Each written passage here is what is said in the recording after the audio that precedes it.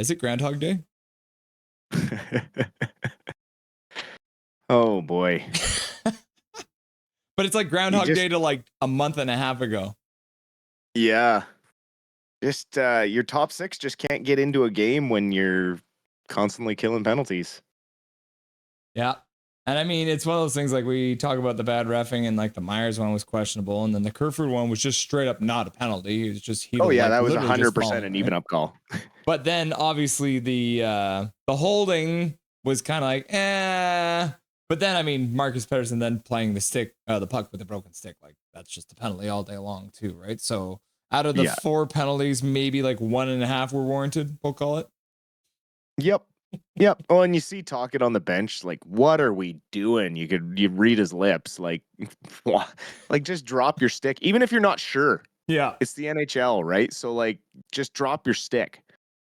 Because you blocked a pretty intense shot, and like he held on to it for a long time. Like, yeah, you can try and say you didn't know, but I mean, you and I both know when we've had that before. You block a shot and you're like, yeah, this stick is broken. Like, you just know. So it's frustrating, a veteran like that that's just the rust and stuff. And Utah also traveled last night, right, from LA. So it's not like the Canucks were the only team traveling on a back-to-back. So it's no real excuses other than they were in the box too much and couldn't really get the offense going. Like Utah has 11 shots because they had 3 power plays. Yeah, there was a bunch of guys that did not see the ice very early in that game. Like right now, let's see at the forward lines, you've got what Besser play like Besser played a minute, 4 minutes, right? Which is actually crazy considering how many penalties there were. They actually managed to spread the ice time out. But like Jake DeBrusk is at 5 minutes. Teddy Bluger's already at 6 minutes. Your high minute man is Teddy Bluger right now, which is just like that shouldn't be that way. Philip Hronek has played 8 minutes and 12 seconds already too, right? So obviously their top penalty killer. Yeah, I mean, and then you see how much energy Hedl has in the last minute there because he hasn't played all period, so he's out there flying. And then there's an actual penalty when Höglander gets wiped out in front of the net there. But the refs don't see those actual penalties, right? When there's an action play at the net, they hyper focus and they miss everything else. But when it's just around, they call whatever they want. So it's getting bad. Is it starting to feel like Hedl's trying to do a little bit too much? I think he just the guys that are out there with him need to keep up, and you got to match his speed, and that's we got to find his chemistry. O'Connor matches well with him and that speed, but I think he needs another forward there that can match that. But also, again, not really into the period much. So that last shift, he was it's a minute left, right? Push the puck, try get it to the front of the net. Höglander was there and then got wiped out at interference because he never really touched the puck, nor was it near him. So, I don't know what the rules are anymore, man. Well, I think going back to Hedl, I think the thing for me is I feel like he's getting to a good spot a lot of the time, but I feel like last game, I think he was registered with like 7 shots, but I'm pretty sure he missed like 5 too, right? So yeah, he's shooting a lot, which I do like, but you just gotta hit the net. Yep. Well, and he's in a position that he hasn't been in yet, right? So he's doing the best he can as a second line center. He's trying to fill that role with volume of shots and that sort of thing. And it'll come, right? Like he's doing well. He's doing the right things. He's doing the things you want him to do, right? Like for a guy who's trying to do much, you'd rather do too much. You'd rather see him do that, right? Like push the puck to the front of the net, miss a couple shots, but he's still getting 7 on net, right? Like that's volume. Sooner or later, 1 or 2 of those is going to find the back of the net. It's just the odds and statistics. But one thing's for sure, the power play needs Hughes back so bad. You can see how extremely valuable he is to this team. And that's why long before the media was talking about it, you and I had mentioned maybe he's the Hart candidate, and this team is not the same without him. And you were seeing it. The longer he's out, the more glaringly obvious it is. Well, the one thing that people talked a lot about during the Four Nations face-off was how fast the hockey was, and how even John Cooper and Mike Sullivan, the U.S. head coach, said the same thing. Like, that was the fastest hockey I've ever coached, and those guys have both been in the Stanley Cup Finals, right? But in talking about that kind of change in the speed of the game at the highest levels, when Makar was missing in that Canadian lineup, the power play for Canada didn't look the same, despite the fact that they had, McDavid, Crosby, Reinhart. Are we starting to look at this league as like, if you don't have a Makar or a Hughes on the back end, you're not going to have an effective power play? Like, is the defenseman the most important part of the power play these days? Well, the quarterback. You need that quarterback, right? And that's the reason why they call it the power play quarterback, because every single play runs through that pivot point at the blue line. So to have a guy that is mobile like a forward, but also so defensively responsible that you don't worry about kind of throwing him a bit of a muffin pass that he might have to fight off a defender or things like that. Like, they're usually going to dig it out and come out with the puck, or if it kind of bobbles, they're going to win the race back to their zone and make the right play defensively. It's huge to have a guy like that. Like, that's why Cale Makar, Quinn Hughes, you look at Zach Werenski this year in Columbus. Those guys are so important. Rasmus Dahlin in Buffalo, even though Buffalo's terrible, I mean, their power play is one thing that um, constantly produces, because you have someone like that on the back end who's able to generate shots through, but also, if they're not going to shoot, they're very good to find the open guy with a pass. And so they become like a triple threat, because they can skate, they can shoot, or they can pass, and you don't know what they're going to do. And that makes them very dangerous. Shilovs, before we move on to the next talking point, given Shilovs an up or a down for his first period back up at the big club? And up, he looked really good. Solid. Couple of pucks he had to fight off a bit there, but nothing really super dangerous from Utah. They have 11 shots on net, but a lot of them are perimeter shots. Nothing really bouncing around yet, so he's doing a good job. He's staying tall, which is nice to see. That one he kind of took in the chest around the chin.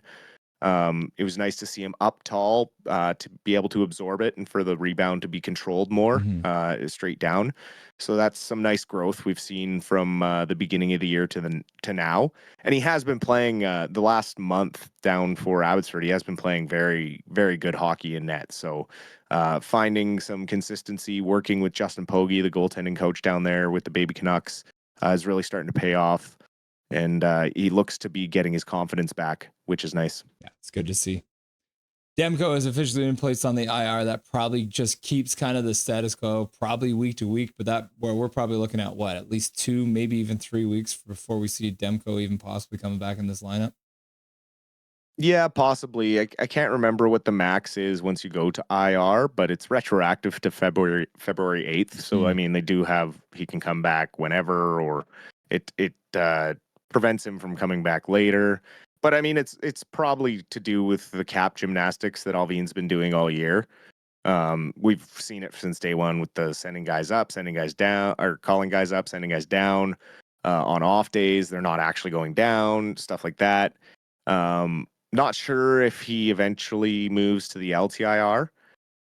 We could potentially see that, especially with Lankinen shouldering the starter's load all season. And if Shilovs can kind of play a game or two here on these back-to-backs and show that he's grown and able to fill in as a backup, I wouldn't be surprised in the slightest if Demko goes to LTIR for that cap relief for even more cap relief at the deadline, to maybe go after a big fish. And we have so much cap space coming up here now at the deadline, after shedding Miller and the tidy work that Alvin has done. I mean, he has about $10 million to spend plus at the deadline, adding people. And I mean, realistically, when you look at the standings and where the Canucks are in their wild card spot, things would have to go very, very wrong for them to not be even close. No, I'm just saying. I'm not saying guaranteed playoff spot.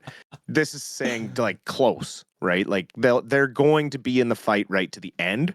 So in that sense, they can't sell and blow up the team, right? Like they are going to be on that bubble, whether it's like there, because even if they play 500 hockey, that gets them to like 89 points on the season. So that's like right close to that. What looks like is going to be the wild card number for the West. Probably like 90 to 94 points, I think, is probably the money numbers. So the Canucks are right there. They just and they're going to get reinforcements back here with Hughes. We have the trade deadline coming up where they can add another top six forward with the cap that space that they do have. Still kind of up in the air what's going on with Besser, but yeah, the Demko move for me just means cap stuff. Mancini started his first game tonight for the Canucks. Nice to see him. He did end up playing about 4:15. But in that 4:15, I would say I noticed him maybe once. And I think it's one of those things when you talk about young defensemen, that's probably a good thing. Yep.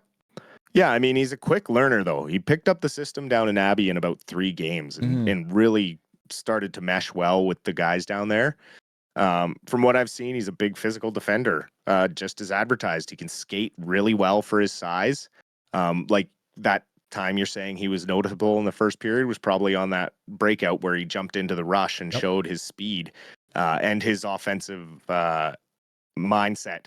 Where he's willing, he doesn't hesitate to jump up and try to contribute offensively and be part of the play. He can get a little lost out there, which has been the knock on him a little bit since he started, but he will for sure benefit from playing with a guy like Forbert or Marcus Pettersson on his left side. Those stay-at-home defensemen will give him a little freedom to roam and use that speed and read the play and get involved. And with his size, I mean, it's good because to be able to move like that, it makes you an intimidating guy back there. I mean, and we were talking about this before we got onto the air earlier today. Mancini going to the lineup over Soucy. That's probably got the writing on the wall for Mr. Soucy coming up to this trade deadline, you think? Well, DPD's been bumped up to play with Hronek. So, yeah, I'd say that left side is pretty set. The writing's kind of on the wall for Soucy, especially with all signs pointing to Tom Wielander signing his entry-level contract once the college season is wrapped up. He's going to be here pushing hard for the NHL spot right away. Like, he's going to go out in AHL, and I suspect he'll probably look far too talented for the AHL. And the Canucks are going to want to give away. Right? The Canucks are going to want to give him a look up here with the big club. I mean, that's just kind of what I see happening. And so the left side is plugged right now. Hughes comes back, and so Soucy kind of becomes that odd man out. Not a Canucks news, but I thought we should talk about the fact Alexander Ovechkin gets a hat trick today. Who is that? What is he now? 13 goals away? No, 14 goals away from breaking the all-time goals record. 13 from tying, 14 from breaking. So can he get it in the 25 games left? Well, I think if he keeps on his scoring pace right now, he's supposed to be the beginning of April. He should be able to get it if he keeps up his current pace. Do you think he has what it takes to get it this season, or do you think it's going to take till the next year? I think if anyone can do it, it's him. I mean, he came back from a broken leg 2 weeks early and basically didn't miss a step. Some empty net goals, but whatever, a goal's a goal, right? Like, I'm sure Wayne Gretzky had his fair share of empty net goals in his career as well. So to go out tonight and put up a hat trick, I mean, that's just great. There was plenty of people that wrote him off after the injury that said, no, there's no way he does it this season now. Let's just stop talking about it, and we'll wait for next year. I personally wanted to see it this season. Just as a hockey fan, Washington already has a playoff spot pretty much locked up. I mean, they're first place in the league. They just keep clipping Logan Thompson playing incredible in net. And their young guys like Connor McMichael and that have really blossomed into some they have a really strong top six over there. And Tom Wilson playing the way he's playing, no one saw really that ceiling in his game either. But it's to me, it's the type of record that needs to. it deserves the build up and the race at the end of a season. You know what I mean? Like, I feel like him doing it at the end of the October next year just isn't going to have the same wow factor. Yeah. Like, imagine waiting all summer for him to need like 1 or 2 goals. Like, it's just like sports don't work that way. That'd be like the worst like sports version of blue balls in the history of ever. Like, just waiting the whole summer for Ovechkin to come out in a mean nothing game to like score 2 goals and be like, yay, I broke the record. It just doesn't have the same Cinderella story of like game 82 hat trick. Ovechkin breaks the Gretzky record. Like, that's a sports story. You know what I mean? Like, Yeah. they always seems to be that Hollywood ending when it comes to sports. And like, that's what the fan in me wants. Like, I want to see it happen this year, just because it would be so cool. Just a record that no one ever thought would be broken. And yeah, it's just really, really neat. Considering like all the things, the seasons with lockouts and the missed time and that sort of stuff. It's just makes it extra impressive, especially in an era of where scoring is not as prolific as the 80s when Gretzky got a lot of his goal totals early in his career. So it's just it would be really cool to see him do it, and I really hope it happens before the end of the year. So one last thing I'll ask you about it's kind of related to the goal record, but we thought that the goal record for Gretzky would never be broken. Can the assist record for Gretzky ever be broken at 1,963?